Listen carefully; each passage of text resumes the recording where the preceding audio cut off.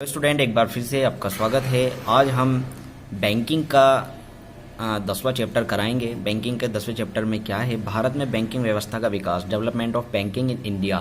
Banking का विकास किस तरह से भारत में हुआ, भारत जब आज़ाद हुआ था उसके बाद, और भारत जब आज़ादी से पहले कितना विकास, किस तरह विकास हुआ, तो ये पूरा एक चरण में दिया हुआ है।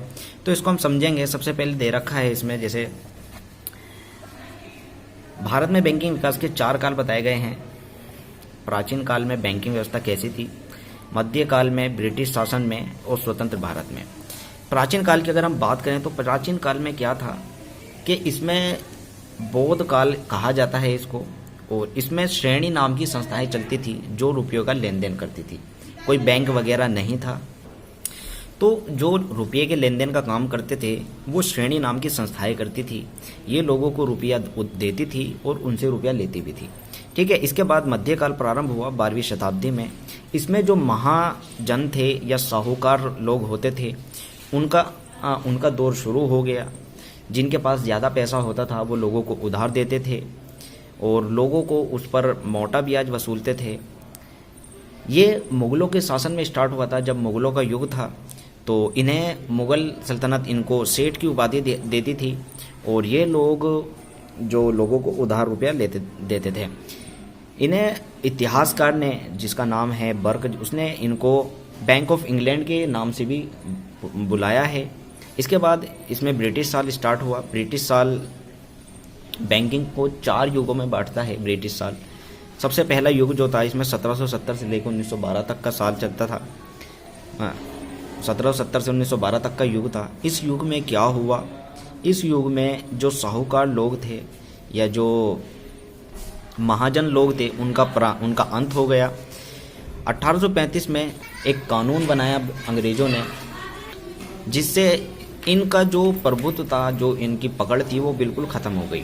तो सबसे पहले इसमें आधुनिक बैंकिंग व्यवसाय का प्रारंभ हुआ। एजेंसी की ग्राहकों की स्थापना करी इन्होंने। 18वीं शताब्दी में ईस्ट इंडिया कंपनी जब भारत में आई तो उसने एजेंसी गृह बनाए और उन एजेंसी गृह को स्थापित किया मुंबई, कोलकाता में। इसके बाद ये जो एजेंसी गृह थे, ये रुपये को उधार देने का या कृषि में किसी को ऋण देने का, ये सब काम ये करते थे कागजी मुद्रा के रूप में। इनकी जो ब्याज व्यवस्था थी 10 से 12% हुआ करती थी एजेंसी गृहों की। इसके बाद जब इनका अंग्रेज़ों का भारत में व्यापार बढ़ता चला गया तो इन्होंने क्या करा, इन्होंने व्यापारिक बैंकों को स्थापना करने की छूट दे दी। 1770 में भारत का पहला बैंक स्टार्ट हुआ, हिंदुस्तान बैंक ऑफ कोलकाता के नाम से, जो 1832 में फेल हो गया था। इसके बाद इन्होंने 1775 में एक बैंक स्टार्ट करा था, बंगाल बैंक तथा जनरल बैंक ऑफ इंडिया। ये भी कुछ ही साल में फेल हो गया। इसके बाद इन्होंने प्रेसिडेंसी बैंकों की स्थापना की 1806 से 1860 तक। इसमें जब ये युग स्टार्ट हुआ 1806 से 1860, तो इसमें जो एजेंसी गृह इन्होंने बनाए थे वो ख़त्म हो गए। इसके बाद इन्होंने प्रेसिडेंसी बैंकों की स्थापना करी। पहला प्रेसिडेंसी बैंक इन्होंने बैंक ऑफ बंगाल के नाम से स्टार्ट करा। इसके बाद 1840 और 43 में bank of Bombay, bank of Madras की भी स्थापना करी। ये जो निजी ऋणपत्री होते थे, जो निजी अंशधारी होते थे, उनके बैंक थे, निजी लोगों के, उन्होंने इसको स्टार्ट करा था और इन लोगों ने इसको चलाना शुरू करा। 1861 में इनको नोट को, जो करेंसी होती थी, उसको भी निर्गमन करने का अधिकार मिल गया। फिर इसके बाद ये अधिकार 1862 में सरकार ने अपने हाथ में ले लिया। 1920 तक इन लोगों ने मिलकर काम करा, इन 3 बैंक ने, bank of Bengal, bank of Bombay, bank of Madras. इसके बाद 1921 में इन सब का विलय हो गया और इन सब का विलय 1 जुलाई 1955 को इनका विलय हुआ इंपीरियल बैंक में। 1920 में इनका विलय इंपीरियल बैंक ऑफ इंडिया में हुआ। इसके बाद 1 जुलाई 1955 में इसका राष्ट्रीयकरण स्टेट बैंक ऑफ इंडिया में हो गया, जो आज तक भी चल रहा है। इसके बाद मिश्रित पूंजी वाले बैंकों की स्थापना हुई। यहाँ तो निजी पूंजी वाला थे, ये तीनों जो बैंक थे वो निजी पूंजी के थे। इसके बाद मिश्रित पूंजी वाले भी हुए, कुछ पैसा सरकार का, कुछ पैसा निजी लोगों का। इस तरह का बैंकिंग स्टार्ट हुई। 1860 में स्टार्ट हुआ, एक कानून पास करा इन्होंने। इसके बाद 1913 तक ये वर्तमान भारत में जैसे स्टार्ट जो बैंक आए, Allahabad bank, alliance bank of Shimla, Awadh commercial, तो ये सारे bank of India, bank of Indian bank, central bank, bank of Mysore. तो ये इतने सारे बैंकों की स्थापना हुई। तो इतने सारे जब बैंकों की स्थापना हुई, छोटे बड़े बहुत सारे बैंक खुल गए। तो 1913 तक 560 बैंक हो गए थे जिनमें 5 लाख से अधिक तक की पूंजी संचित थी। जिनमें 5 लाख से अधिक तक की पूंजी संचित थी वो 18 बैंक थे। टोटल मिला के 560 बैंक स्थापित हुए। फिर इसके बाद द्वितीय युग 1913 से 17 तक चला। ये बैंकिंग काल का संकट माना जाता था। इसमें बहुत तगड़ी मंदी आई थी और जो भारत की जो बैंकिंग थी वो बहुत तगड़ी फेल हुई थी। इस दौरान 1913 से 17 तक छोटे बड़े जितने बैंक थे 87 बैंक बिल्कुल फेल हो गए थे। इसके बाद तीसरा युग स्टार्ट हुआ 17 से 39 तक, 1917 से 1939 तक। ये भी कुछ बैंकिंग के सुधार के लिए जाना जाता है। जैसा 13 से 17 में जब बैंकिंग व्यवस्था खराब हुई तो इसमें सुधार 17 से 39 में हुए। तो 17 से 39 तक सबसे पहले लोगों की जो बैंकों के ऊपर से जो लोगों का विश्वास उठ गया था उसको बनाने की थी। तो 1921 में सबसे पहले इन्होंने इंपीरियल बैंक बनाया। 3 बैंक जो थे, जो निजी बैंक थे, उनको मिलाकर एक इंपीरियल बैंक की स्थापना करी। लेकिन इसी दौरान मुद्रा जो मंदी का दौर स्टार्ट हो गया, जो जिसका असर पूरी दुनिया में पड़ा और भारत में इसका सबसे ज़्यादा असर पड़ा। इसी की वजह से 1919 से 1936 तक 481 बैंक फेल हो गए। तो इसके बाद सरकार ने 1930 में एक जांच बिठाई। उस जांच ने कुछ सुझाव दिए। उस जांच ने कहा कि केंद्रीय बैंक की स्थापना हो और एक बैंकिंग विधान की स्थापना हो, बैंकिंग कानून की स्थापना हो।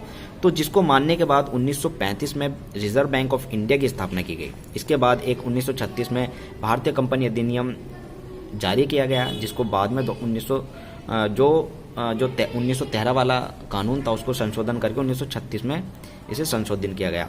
इसके बाद इनकी प्रमुख विशेषता क्या थी?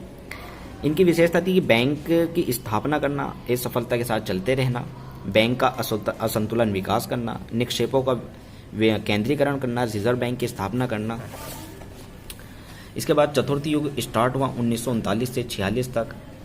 लेकिन ये काल भी थोड़ा, जो द्वितीय विश्व युद्ध हुआ था वो इसी दौरान हुआ था, 39 से शुरू हुआ था। तो इसकी वजह से बैंकिंग का इस पर भी बैंकिंग व्यवस्था पर इस युद्ध का बहुत गहरा असर पड़ा था। लेकिन 1943 में Hindustan commercial bank, United commercial bank की स्थापना की गई थी। नई नई शाखाएं खोली गई थी। लोगों को पैसा जमा करने के लिए प्रेरित किया गया था ताकि लोगों का विश्वास बने। बैंक के निक्षेप में वृद्धि, लोग अपना पैसा इसमें जमा कराएं, लोगों को बताया गया था, इसके फायदे बताए गए थे। तो पुरानी जो शाखाएं थी उनका विस्तार किया गया, नए बैंकों की स्थापना की। बैंकिंग का असंतुलित विकास उसको बढ़ाया गया। जो विनियोग थे बैंकिंग के वे बढ़े। पहले 11% थे, उनको बढ़कर 25% हुए। बैंकों को जैसे कमाई होनी शुरू हुई तो उन्होंने विनियोग करना शुरू कर दिया। बैंकों की आय में वृद्धि होने लगी। इसके बाद स्वतंत्र जब भारत हुआ तो इसके बाद क्या हुआ, जो रिजर्व बैंक 1935 में बनाया था, 1949 में उसका राष्ट्रीयकरण हुआ सबसे पहले। इसके बाद एक 1949 में एक बैंकिंग अधिनियम कानून स्टार्ट करा, इन्होंने अपना कानून बनाया भारत सरकार ने। इसके बाद विलीनीकरण की स्थापना हुई। बहुत सारे छोटे बड़े बैंक थे, उनको विलय करना शुरू कर दिया बैंकों में, ताकि उनका खर्चा बहुत कम हो जाए, लोगों को ज़्यादा सहूलत मिले। तो इसी की वजह से बहुत सारे बैंकों का विलय शुरू हुआ। स्टेट बैंक की स्थापना हुई 1955 में। बैंकिंग प्रशिक्षण की व्यवस्था हुई। जो बैंक के कर्मचारी थे उनको प्रशिक्षण देना शुरू किया। औद्योगिक बैंकों की स्थापना हुई। जमा बीमा निगम की स्थापना हुई। और इसके बाद बैंकों पर जो सामाजिक नियंत्रण था उसका अंत नहीं हुआ। 1967 में बैंकिंग सामाजिक नियंत्रण लागू हुआ। इसके बाद बैंकों का राष्ट्रीयकरण हुआ 19 जुलाई 1969 को। 14 जो बड़े राष्ट्रीय व्यापारिक बैंक थे उनका राष्ट्रीयकरण हुआ। सरकार ने उसको अपने अंडर में ले लिया, वे सरकारी बैंक हो गए। और इसके बाद 15 अप्रैल 1980 को 6 और बैंकों का राष्ट्रीयकरण हुआ। इसके बाद 4 सितंबर 1993 को एक बैंक और हुआ। कुल मिला के जो सरकारी बैंक थे जो राष्ट्रीयकृत हुए 19 बैंक हो गए थे। 19 बैंकों के साथ भारत सरकार ने काम शुरू किया। इसके बाद भारत सरकार ने 19 जुलाई 1969 तक को ये योजना बनाई कि 64,000 व्यक्तियों के पीछे एक कार्यालय बैंक होगा। फिर 30 जून को उसमें घटा के 14,500 कर दिए। फिर 30 जून 2006 को घटा के 16,000 कर दिए, एक कार्यालय होगा। तो इस तरह इन्होंने संख्या घटानी शुरू करी और जो बैंकिंग की जो शाखाएं थी वो खोलनी शुरू कर दी। इसके बाद लीड बैंक योजना लागू करी। क्षेत्रीय बैंक जो ग्रामीण बैंक थे उनकी स्थापना की गई 1975 में। भारतीय निर्यात आयात बैंक की स्थापना की गई। राष्ट्रीय आवास विकास की स्थापना की गई। निजी क्षेत्र के बैंकों को प्रोत्साहन, जो निजी क्षेत्र के बैंक थे उनको प्रोत्साहन दिया रिजर्व बैंक ने। बैंकिंग लोकपाल लागू किया गया 1995 में। और राष्ट्रीय कृषि और विकास बैंक की स्थापना 1982 में हुई। और बैंकों का कंप्यूटरीकरण किया गया। कंप्यूटर से सारे बैंकों का काम किया गया ताकि जो काम करने की जो गति है वो तेज हो सके। तो ये था बैंकिंग का पूरा जितना विकास था जो भारत में हुआ शुरू से लेकर अब तक। उम्मीद करता हूँ आपको समझ आया होगा।